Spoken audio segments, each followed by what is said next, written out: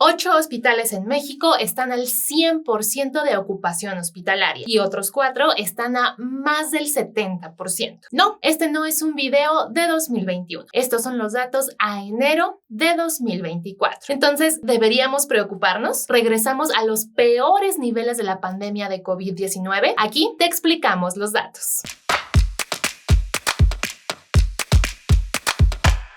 El Hospital General de Zona 21 en Tepatitlán, Jalisco, el Hospital de Pátzcuaro en Michoacán y el Hospital General del Valle del Mezquital, Ixmiquilpan en Hidalgo son algunos de los que reportan ocupación en camas de hospitalización general al 100%. En camas con ventilador, un hospital en Hidalgo y otro en Coahuila reportan estar saturados. Y solo un hospital en Coahuila está totalmente ocupado en camas con ventilador en unidad de cuidados intensivos. Estos son los datos disponibles en el sistema de información de la red IRAG. Si tú quieres consultar estos datos, te estamos dejando el enlace en la descripción del video que te va a llevar a la página que estás viendo en pantalla. Pero seguramente has visto en algunos medios de comunicación y redes sociales que esto quiere decir que los casos de COVID-19 en el país están aumentando y que esto es sumamente preocupante. Pero, ¿esto es verdad? Vamos a revisar los datos tranquilamente. Por un lado, sí, es verdad que varios hospitales en el país, como vimos al principio del video, reportan ocupación de 100%. Aunque si comparamos la ocupación hospitalaria actual con el registro histórico desde que empezó la pandemia, vemos que la cosa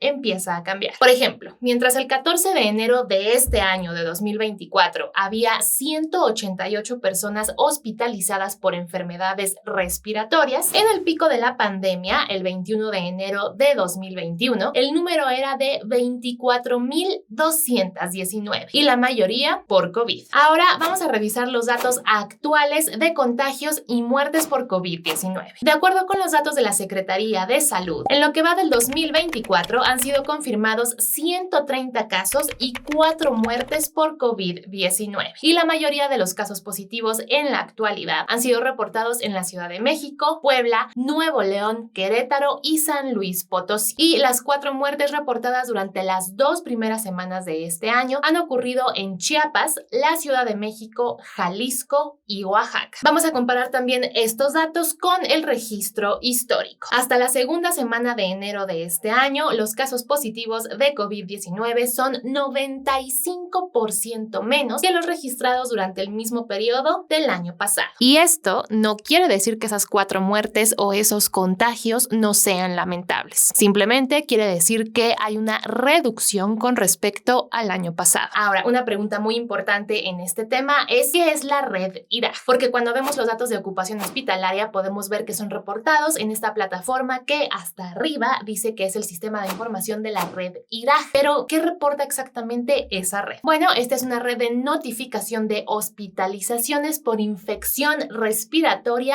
aguda grave, o sea, IRAG. Y esto quiere decir que la ocupación hospitalaria que estamos viendo no solamente corresponde a casos de COVID-19, principalmente porque ya no estamos en los peores momentos de la pandemia y esto quiere decir que actualmente ya no hay hospitales exclusivamente COVID. Seguro recuerdan que cuando empezó la pandemia y cuando estábamos en los peores momentos, algunos hospitales solamente atendían a personas con COVID-19, pero en este momento eso ya no ocurre. Y como su mismo nombre lo dice, la red IRAG también reporta otras infecciones respiratorias. Vamos a ver esos datos. Por ejemplo, los datos del gobierno nos muestran que en la temporada 2023-2024, que va desde finales del año pasado hasta la segunda semana de este año, de 2024, hay casi 5,000 casos de influenza y 146 muertes por esa enfermedad. Y en el caso de la influenza H1N1, hay 3,724 casos y 109 muertes. Entonces, sí, es cierto que la ocupación hospitalaria en algunos hospitales del país está al 100%. Es cierto que tenemos todavía casos de COVID-19, pero ya sabíamos que esta enfermedad no la íbamos a erradicar. Es una enfermedad con la que ahora debemos convivir y por la época, que son